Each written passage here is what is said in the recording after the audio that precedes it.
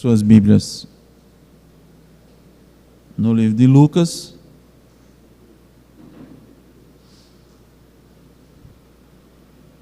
capítulo 17.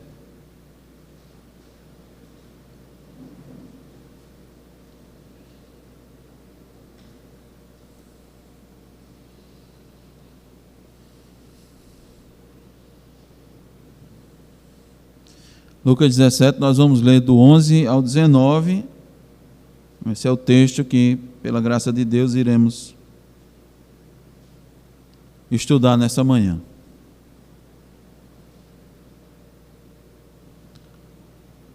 Lucas 17, do 11 ao 19, diz a palavra de Deus: De caminho para Jerusalém, passava Jesus pelo meio de Samaria e da Galiléia.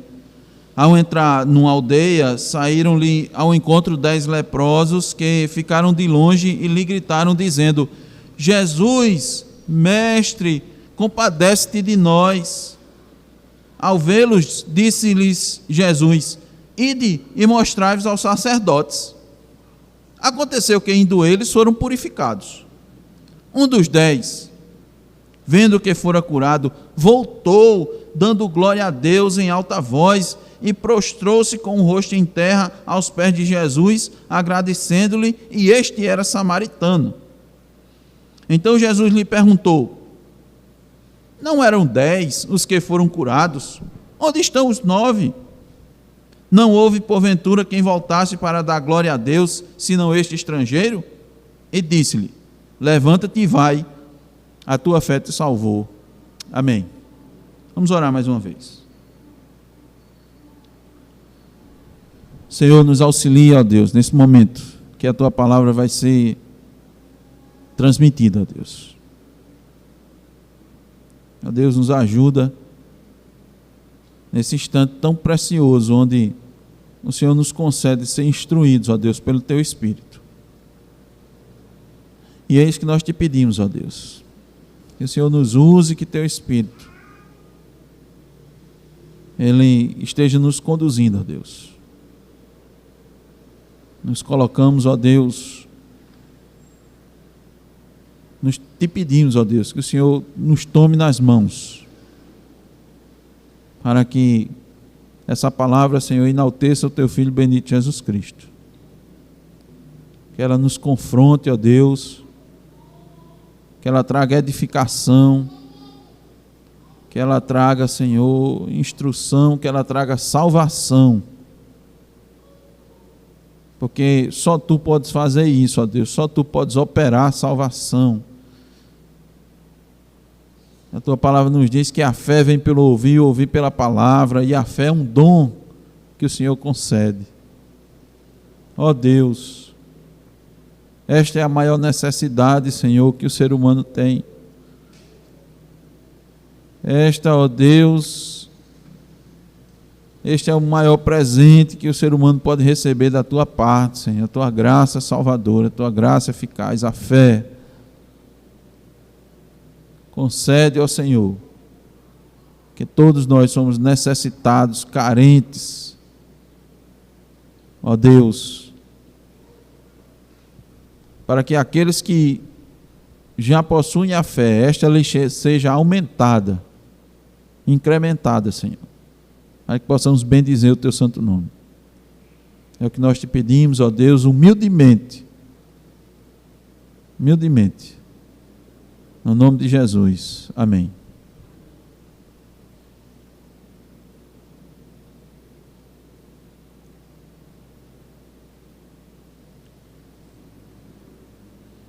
Irmãos, essa passagem aqui que nós lemos, Jesus, ele está seguindo para Jerusalém. Esse caminho aqui para Jerusalém já é o caminho definitivo do qual Jesus não vai voltar mais. Então a gente já vai tomando esse entendimento. Ele está seguindo para Jerusalém porque lá em Jerusalém, nessa caminhada aqui, ele vai ser entregue às autoridades, vai ser julgado injustamente, vai passar por todo aquele processo de humilhação, de vergonha, de dor, de escárnio, vai cumprir com a sua missão sendo crucificado na cruz, né, sendo julgado injustamente, trocado por um malfeitor, vai sofrer os horrores da cruz, vai morrer e no terceiro dia vai ressuscitar. Então, quando a gente vem aqui, ó, de caminho para Jerusalém, é esse caminho aqui, é o caminho, o último. Ele está dando os últimos passos. E como temos dito aqui, Jesus está a todo momento, em todas as circunstâncias, no seu ministério, aproveitando as oportunidades para ensinar, para trazer a sua palavra, que como temos lido, temos orado aqui, é a coisa que mais importa para o ser humano. Olha, a coisa mais bendita para o ser humano em todos os tempos é ouvir a palavra de Deus, porque Paulo nos diz que o ouvir, a fé vem pelo ouvir a palavra.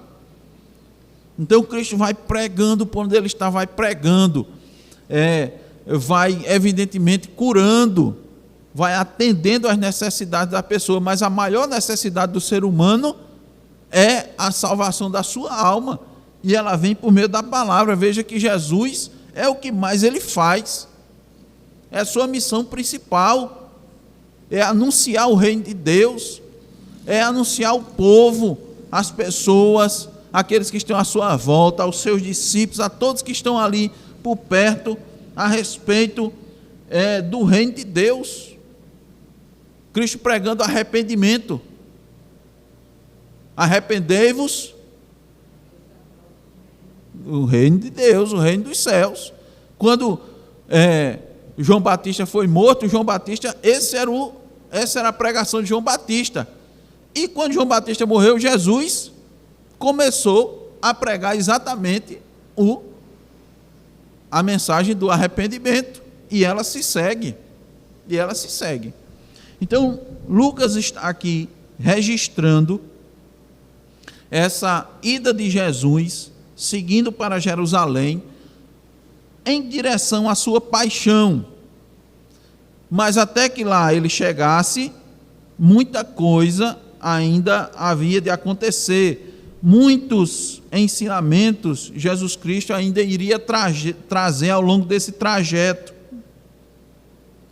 E aqui nos diz que Jesus destina a sua rota para passar entre Samaria e a Galileia. Possivelmente, olhando a geografia bíblica, olhando os mapas bíblicos, irmãos, até em algumas Bíblias, vão poder identificar isso.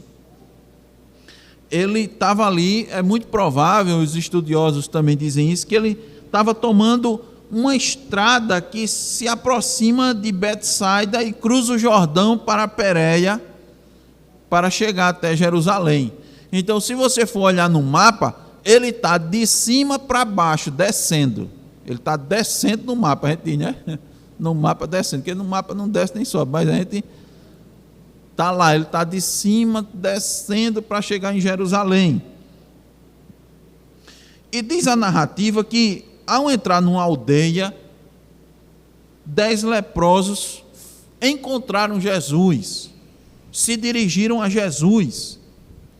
Mas o entendimento correto não é que eles foram ao encontro de Jesus, mas que Jesus foi ao encontro deles.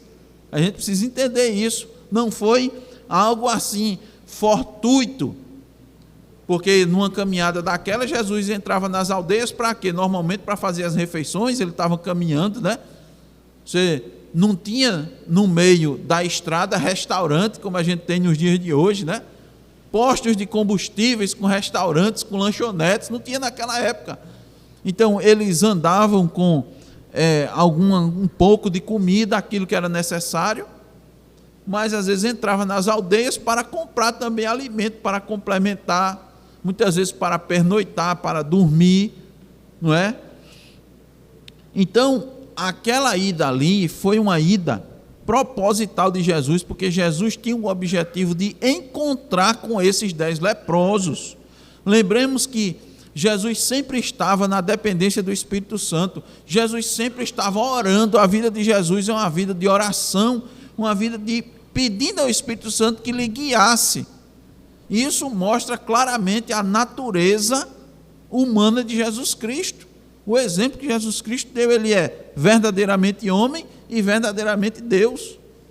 Mas Jesus Cristo, homem, ele rogava, ele pedia a condução, a direção do Espírito para onde ele deveria ir.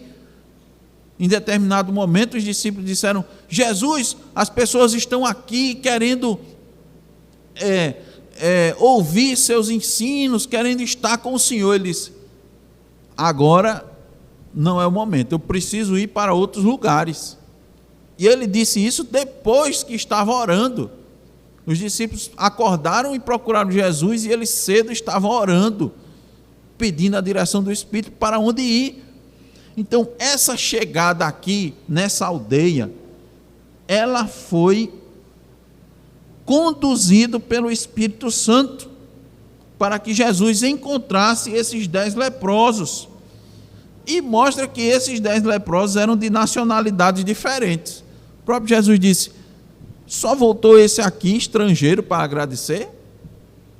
Ou seja, dentre eles havia estrangeiro e havia também aqueles de Israel, o que era comum numa região fronteiriça aqui, como foi dito, que ele estava entre Samaria e a Galileia.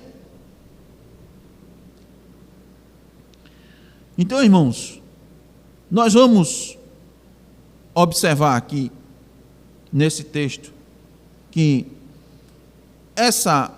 observem que judeus e samaritanos não se davam bem, né? Isso aí os irmãos sabem nas Escrituras, né? O samaritano era considerado um impuro para o judeu. Eles não andavam com samaritanos, não comiam com samaritanos, porque os samaritanos, eles, devido a todo aquele problema da divisão das tribos, lá com Roboão, que uns ficaram com Jeroboão, outros com Roboão, os samaritanos, eles adotaram um culto próprio deles, os seus próprios sacerdotes, e eles macularam completamente o culto a Deus, eles abandonaram o culto a Deus. Jeroboão fez isso. Então os samaritanos tinham várias práticas, muitas práticas, determinadas práticas de culto que eram absolutamente condenadas. Mas veja que aqui essa doença os une, deixa os leprosos juntos, por causa da doença.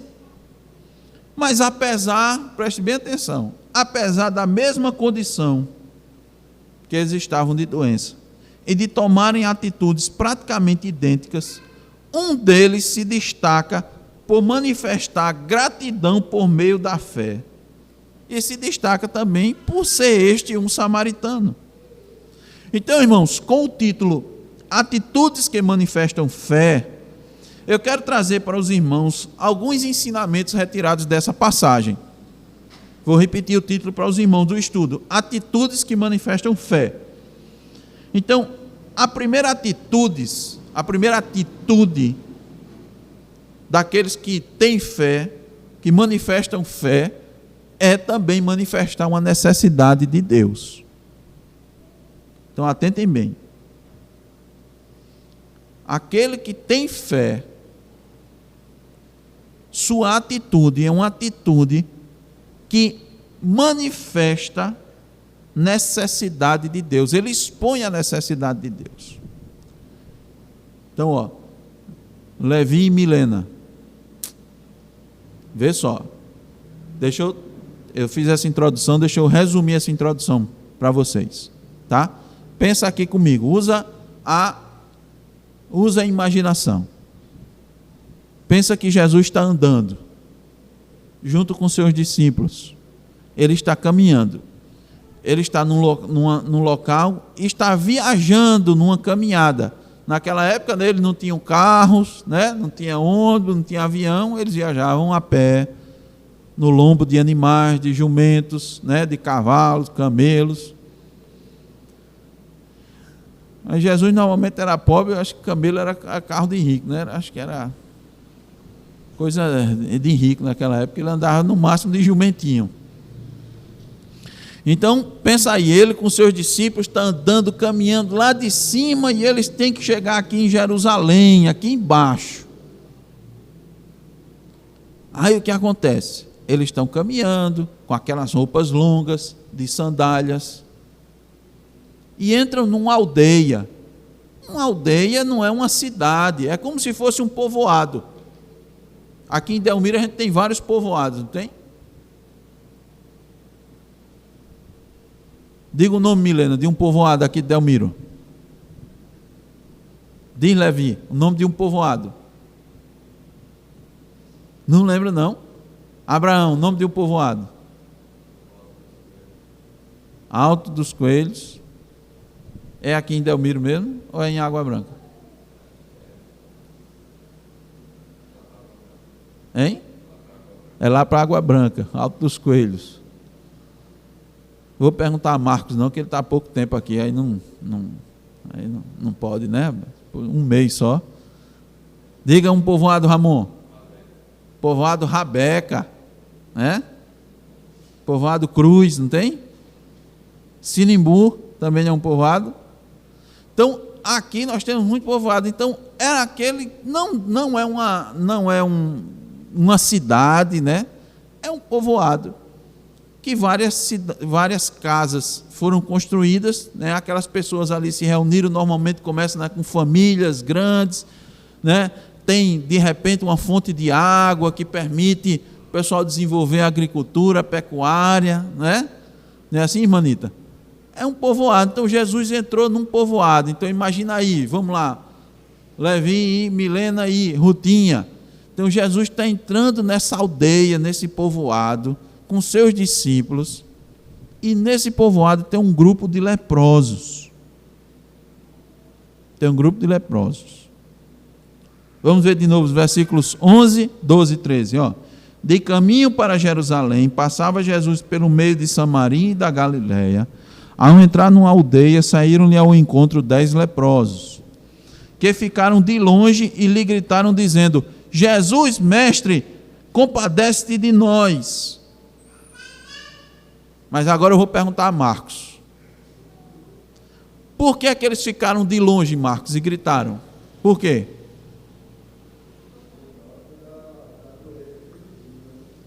Por causa da doença. A doença era a lepra. E como era a lepra, Ramon? O que acontece? A lepra, ela ia matando. Ramon usou a expressão necrosando. Ia matando os tecidos da pele, né? E a pessoa perde a sensibilidade da pele. Sabia, Rutinha, que uma pessoa quando tem lepra, tiver uma lepra assim numa região do braço, se ele botar o braço perto do fogo, ele não sente. Não sente. O braço dele derrete e ele não sente. Sabia disso, Levi? Então a pessoa, dependendo do estado, quando a pessoa estava da lepra, né, a pessoa começava a feder, ficava fétido. E essa doença, ela não tinha cura naquela época, né? Os médicos não tinham remédio, não tinha cura. Então imagine 10 pessoas, 10 leprosos, juntos, que eles viviam assim em comunidade. Por quê? Porque eles tinham que ficar afastados. A lepra é uma doença contagiosa. Você pode passar de uma pessoa para a outra.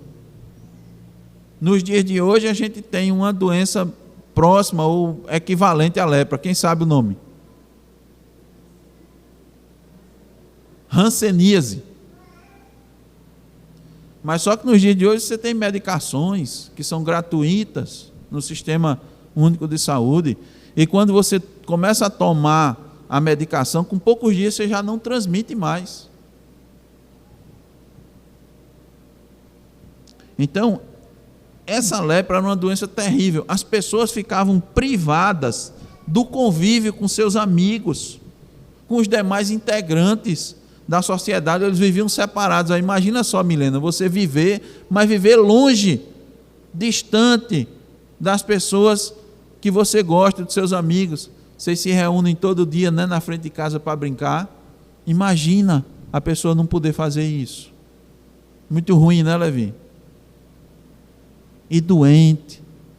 E outra coisa, sabendo que logo ia morrer, né? Normalmente morria muito mais rápido. Então essa era a condição. Inclusive, eles gritaram para Jesus, pedindo a Jesus ajuda, mas também porque ninguém podia ficar perto deles, que quando alguém se aproximava de um leproso, ele era obrigado a gritar, para que a pessoa não se aproximasse e não pegasse a lepra. Sabe o que é que ele gritava, Abraão?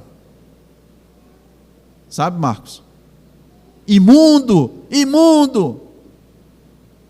Ele gritava que era imundo. Já imaginou isso, hein, Daphne?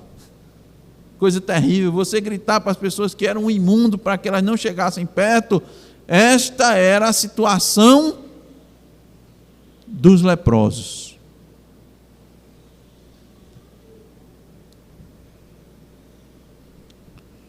O que é que eles fizeram? Eles tinham uma grande necessidade. E eles foram buscar, no lugar certo, atender a sua necessidade.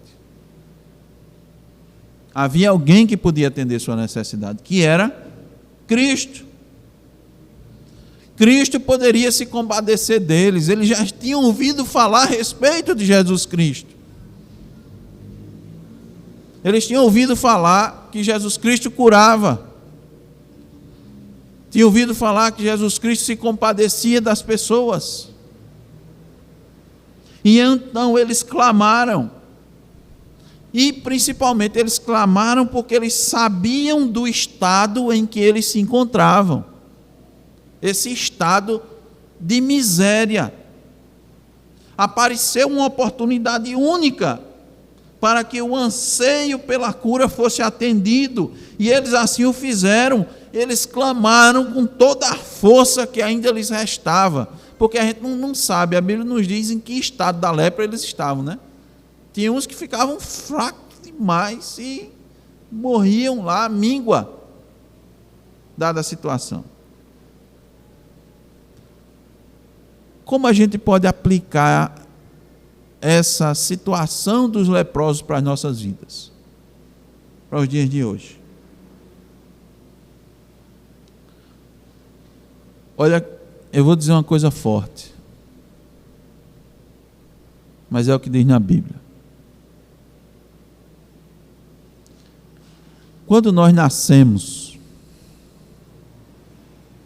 assim que nascemos, nós nascemos leprosos. Eu quero que você entenda isso. Você está aí, está bem. Você não está vendo nenhuma mancha na sua pele. Quando as pessoas nascem, normalmente, né, na situação normal, eles nascem sem nenhum problema. Mas você, quando nasce, mesmo não tendo nenhuma mancha na sua pele, mesmo sua sensibilidade ainda existindo, você nasce com a lepra do pecado. A Bíblia diz: eu nasci em pecado e em pecado me concebeu a minha mãe. O pecado é como a lepra que aqueles 10 leprosos estavam. E para que a lepra seja curada, é preciso sentir a necessidade de Deus. As pessoas, quando nascem, e mesmo quando pequenas, e mesmo quando crescem, se a graça de Deus não recair sobre a vida delas, elas não sentem necessidade de Deus. Elas não entendem que o pecado é como uma lepra, que vai matá-los. Então veja, eles tinham ciência da doença deles, por isso que eles clamaram a Deus. Quem não sente a podridão do pecado, não roga o favor de Deus, não roga a compaixão de Deus. É por isso que quando a gente tem que pregar sobre o pecado para as pessoas. Elas precisam entender que elas vão morrer, que elas estão doentes, que elas estão enfermas. Por isso que essa mensagem que é pregada por aí, olha, vamos lá para a igreja que Deus vai te abençoar. Essa não é a primeira mensagem que você tem que dizer. Você tem que dizer, olha, tu necessita de Deus. Tu necessita de Deus. Certa vez Paul Washer, ele trouxe a seguinte figura. Ele disse, o que é que adianta? Pense comigo, o que é que adianta uma pessoa que está sendo condenada à morte? Aqui no Brasil a gente não tem pena de morte, mas nos Estados Unidos tem pena de morte, outros países tem pena de morte. E a pessoa está no corredor da morte. E a morte dele já está anunciada para a próxima semana. Já está tudo certo, todas as apelações, todos os advogados, mas ele está condenado. E ele vai morrer.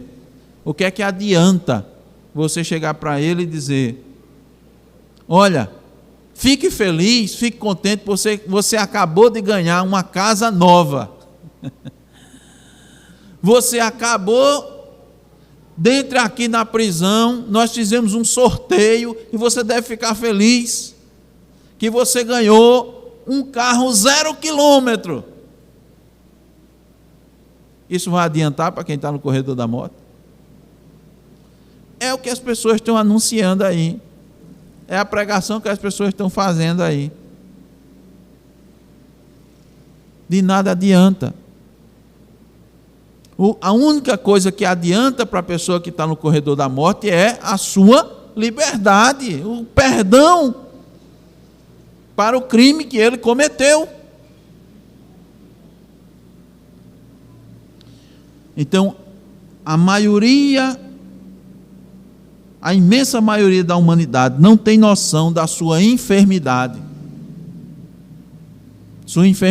espiritual. Por isso é que as pessoas não clamam, não pedem a Deus que se compadeça da sua condição. Os leprosos fizeram isso e pediram o socorro divino, mas nos nossos dias há uma falta de clamor generalizado. Inclusive, infelizmente, nós temos que dizer, no próprio meio cristão, há pouco rogo, há pouco choro da necessidade de Deus.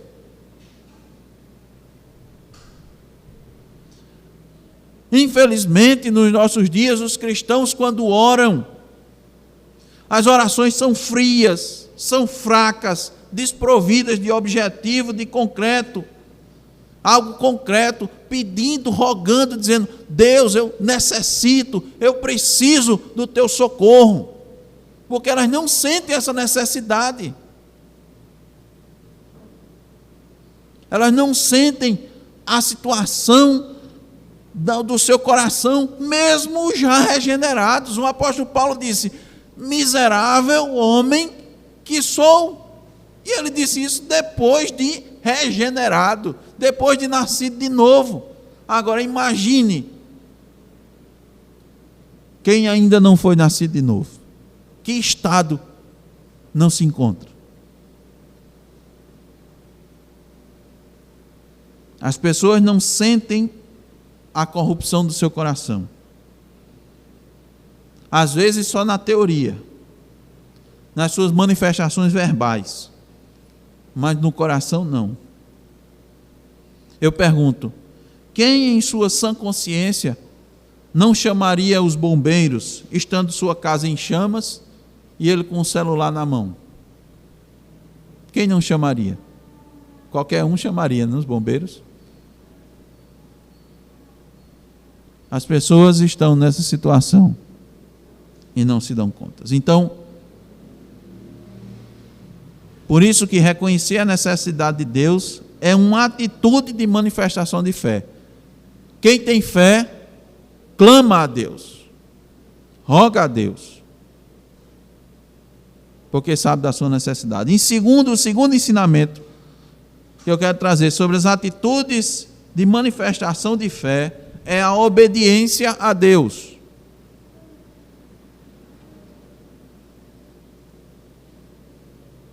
Veja o versículo 14.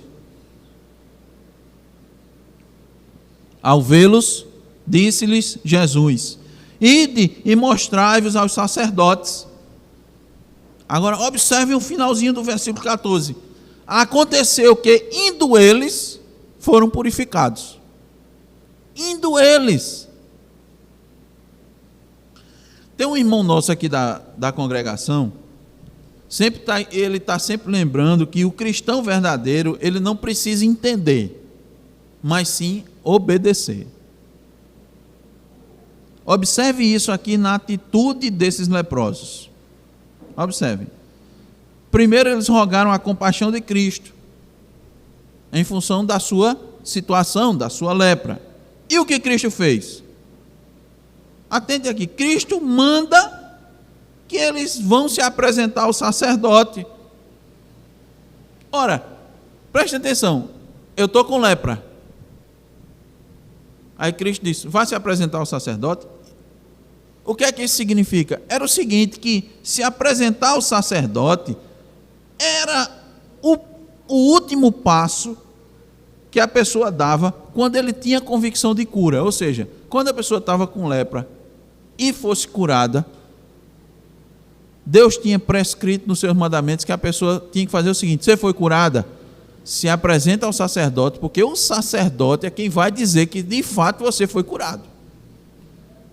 Então Deus deu todas as instruções para que o sacerdote atestasse que a pessoa estava curada. Eu fico imaginando as funções e a responsabilidade do sacerdote. Já imaginou? Ele ser responsável por verificar a pessoa com lepra. Ele tinha que ter contato com ela. Como é que ele ia verificar a lepra se não tivesse em contato com a pessoa? Né? Não é hoje. Hoje a gente tem celulares. Não, vamos fazer uma videoconferência. Ele tinha que verificar ali, ó. Mas vamos lá. Então, você só se apresentava ao sacerdote quando você olhava para você e não via mais o sinal da lepra, né? Só que você não podia testar, o outro não podia testar, só quem podia testar era o sacerdote. E Cristo disse para eles: vão se apresentar? Cristo não tocou neles e disse: fiquem curados.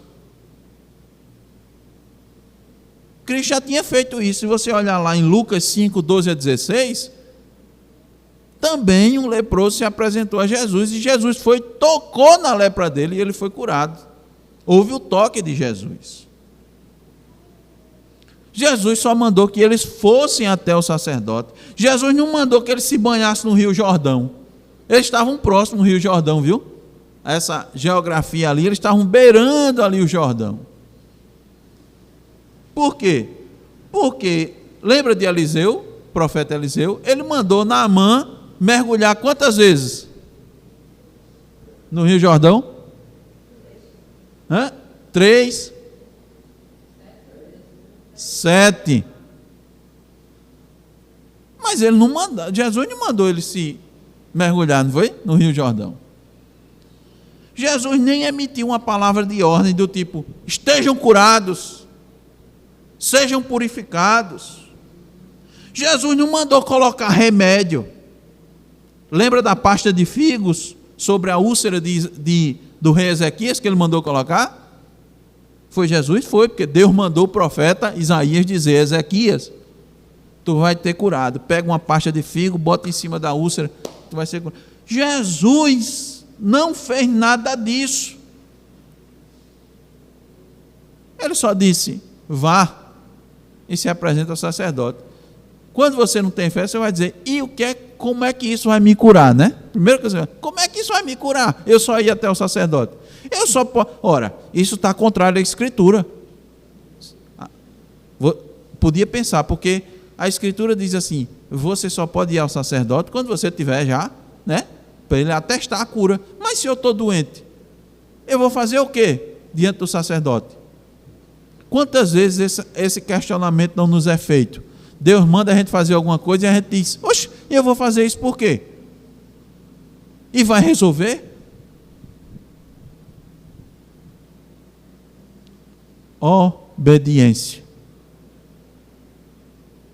Se os leprosos tivessem agido de forma diferente, não teriam sido curados. E como é que eles foram curados? Simplesmente obedecendo, indo eles até o sacerdote. No caminho eles foram curados, antes de chegarem ao sacerdote. Então essa é uma atitude que manifesta fé. Então atentem bem o que eu vou lhe dizer. Somente no caminho da obediência a Deus que o cristão encontra a bênção. Vou repetir. Somente no caminho da obediência a Deus o cristão recebe a bênção. Fora disso, você não desfruta de bênção. Ah, mas minha vida não é tão assim. Você está recebendo migalhas, você não está recebendo bênçãos. Você não está recebendo bênçãos sem medidas. Você não está indo na fonte. Você está recebendo aquelas migalhas que caem da mesa, os farelos. Porque na mesa está o banquete. Você vai desfrutar do banquete pela obediência. Preste bem atenção, você não vai ser salvo por obediência. A salvação, como é que é a salvação? Porque pela graça sois salvos por meio da fé. Isso não vem de vós, é dom de Deus. Agora, bênção você desfruta pela obediência. Não desfruta, Ramon? Desfruta.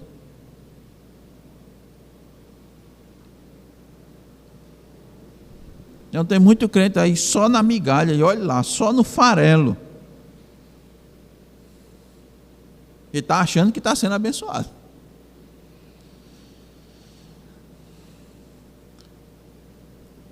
O que é que isso significa para nós? Não pense que Deus se agrada, não pense que Deus abençoa aquele que se diz cristão, mas que todas as vezes que lê as ordens divinas claras nas Escrituras, sempre tem um argumento. Tem cristão que sempre tem um argumento, sempre tem um quê, mas, todavia, na Bíblia também diz assim, mas fulano não age desse jeito, mas Beltrano. Aqueles que ficam se perguntando, como vai ser isso? Se eu fizer assim como diz a Bíblia, como eu vou ficar? Qual vai ser o resultado? Ora, a fé é o quê? É a certeza daquilo que você não e a convicção daquilo que você espera.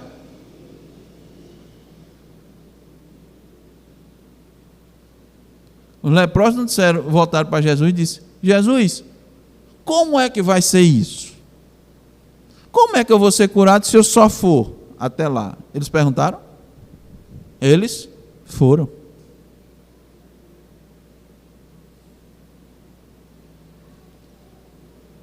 Esse é o segundo ensinamento. Aquele que tem uma atitude de fé, ele obedece. Em terceiro, para a gente finalizar, o terceiro ensinamento é que aquele que manifesta a fé, a sua atitude é uma atitude de gratidão a Deus. Versículos 15 e 16. Um dos 10, vendo que fora curado, voltou. Ele não chegou no sacerdote, chegou? Não, ele estava no caminho, percebeu, ele estava andando, os 10 estavam andando, e eles estavam indo lá até o sacerdote, aí ele de repente olhou para a mão, puxa, meu Deus, Oxe, aí aquela roupa longa, né?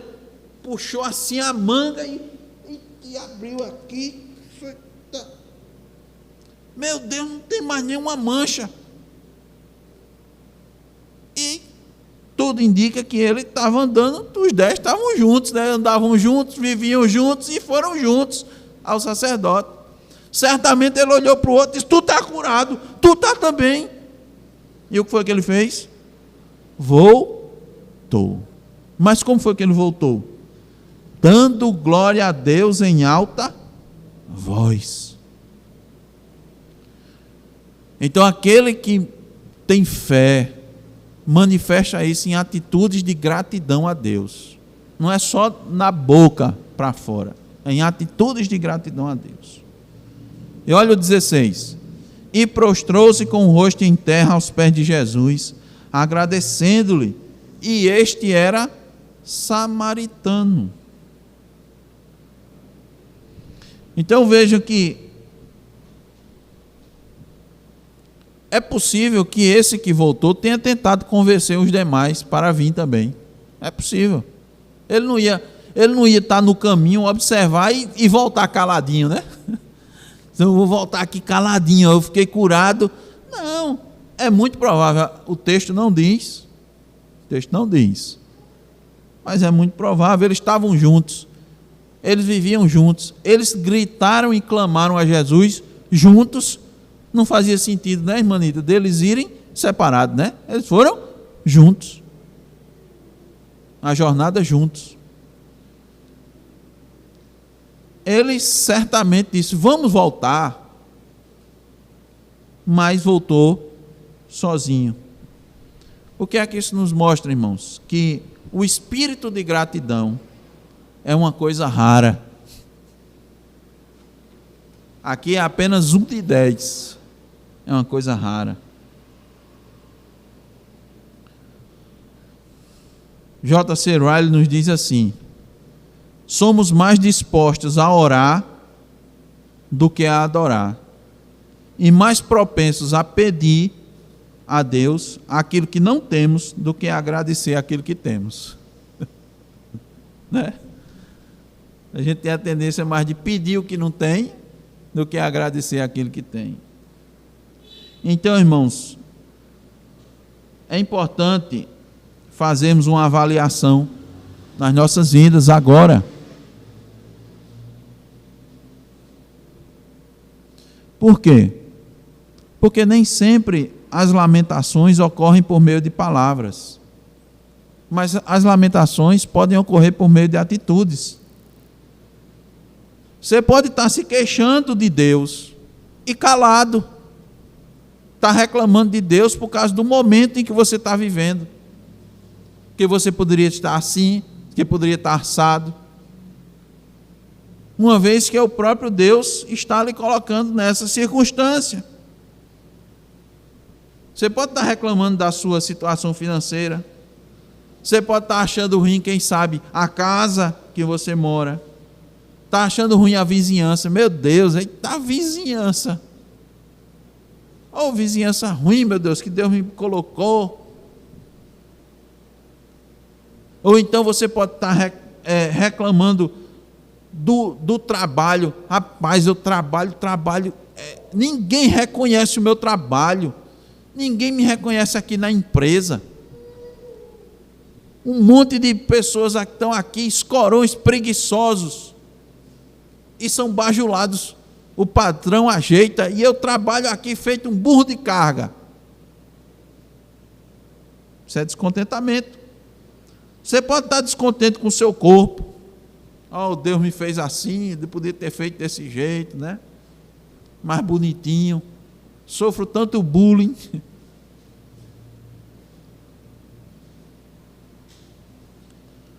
Você não diz, você pode até não dizer que está descontente.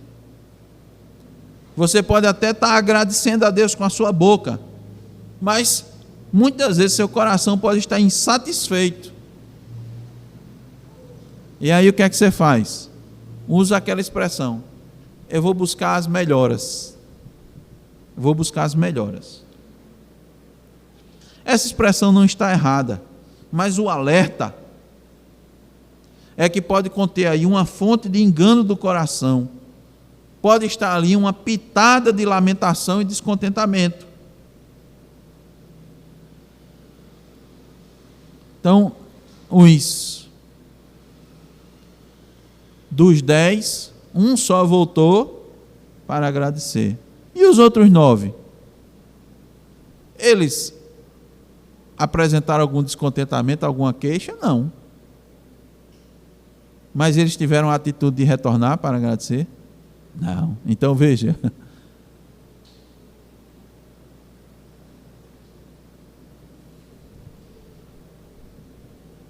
Isso nos deve alertar bastante. E alertar mais ainda, porque quem foi que veio agradecer? Foi um samaritano. Aquele que não fazia parte do grupo privilegiado da religiosidade contemporânea. Então é um alerta por quê? Por causa da imensa graça de Deus. A graça de Deus alcança quem a gente classifica como impossível de salvar. 17, versículo 17. Então Jesus lhe perguntou: não eram 10 os que foram curados? Onde estão os 9? Não houve porventura quem voltasse para dar glória a Deus, senão este estrangeiro. Os irmãos sabem que isso também era uma vergonha terrível, Jesus apresentar isso para os judeus, né? Ou seja, em outras palavras, Jesus está dizendo: os 9 judeus, nenhum voltou, só voltou esse samaritano, esse imundo, esse impuro, que é rejeitado aqui. Vejam, irmãos, isso entristeceu Jesus Cristo. A atitude de falta de gratidão a Deus entristece o Espírito Santo. Entristecer a Cristo é entristecer o Espírito Santo, é entristecer a Deus. Por quê? Porque faltou dar glória a Deus. E Cristo, nas suas atitudes, sempre buscou a glória do Pai. Sempre buscou fazer a vontade do Pai. Não foi assim que ele disse: Pai, se possível for, passa de mim esse cálice, mas não seja feita a minha, mas sim a tua vontade. Ele disse assim: ninguém veio dar glória a mim, foi isso que ele disse. Jesus disse: não, ninguém veio dar glória a Deus. Ninguém veio dar glória a meu Pai. Por que é que eu fiz isso? Para glorificar o meu Pai. Só um veio. Então, irmãos, a gente precisa também verificar se nós não estamos sendo ingratos para com Deus, para com aquilo que Deus tem feito por nós, para com aquilo que Cristo tem nos dado, para com aquilo que onde Deus tem nos colocado, para onde Deus tem nos guiado.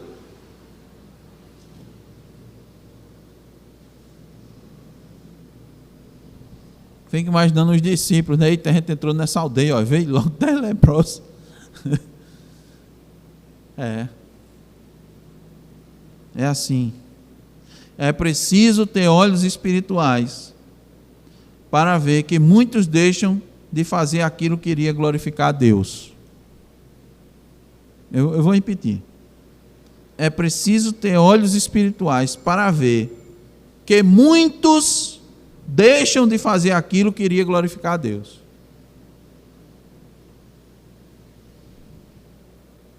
Muitas vezes o problema está muito mais naquilo que se deixa fazer, naquilo que se deixa de fazer, do que necessariamente naquilo que é feito. Os 9 foram até o sacerdote, não foram? Mas deixaram de glorificar a Deus. Aquele umzinho voltou para glorificar a Deus. Primeiro é o quê? Em primeiro lugar é o quê? Vou fazer só mais uma pergunta, Marcos, para você. Qual é o fim principal do homem? Pronto. Será que aquele samaritano entendeu isso? Entendeu, não foi? Eu preciso ir ao sacerdote, mas eu preciso glorificar a Deus primeiro. Concluindo, versículo 19. E disse-lhe: levanta-te e vai, a tua fé te salvou.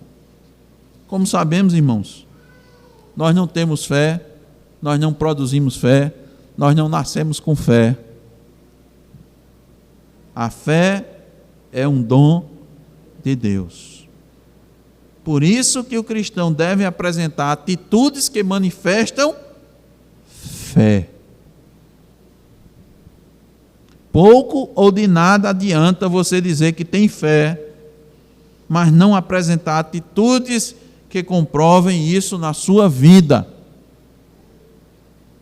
Por quê? Porque o espírito de gratidão leva o cristão a manifestar sua fé por meio de atitudes. Comentando aqui o texto, William Hendrickson diz assim: é difícil crer que, sem revelar suas intenções, o samaritano tivesse deixado o grupo para voltar a Jesus. Então ele diz: olha, com certeza ele queria que os outros viessem junto com ele, para que todos glorificassem a Deus. Ele glorificou e ele queria também. Vamos, olha o que Deus fez por nós. Cristo ouviu o nosso clamor, Cristo ouviu o nosso pedido. Então, irmãos, quem está ciente da sua dívida impagável para com Deus, diariamente não apenas bendiz ao Senhor com os seus lábios, mas também toma atitudes que manifestam fé. E aí eu pergunto, a última pergunta de aplicação: seu dia é caracterizado por atitudes que manifestam fé? Suas atitudes no seu dia a dia, elas manifestam fé? Nosso rogo é que o Espírito Santo nos ajude a manifestar diariamente a necessidade de Deus, a obediência a Deus e a gratidão a Deus. Amém. Amém. Vamos orar.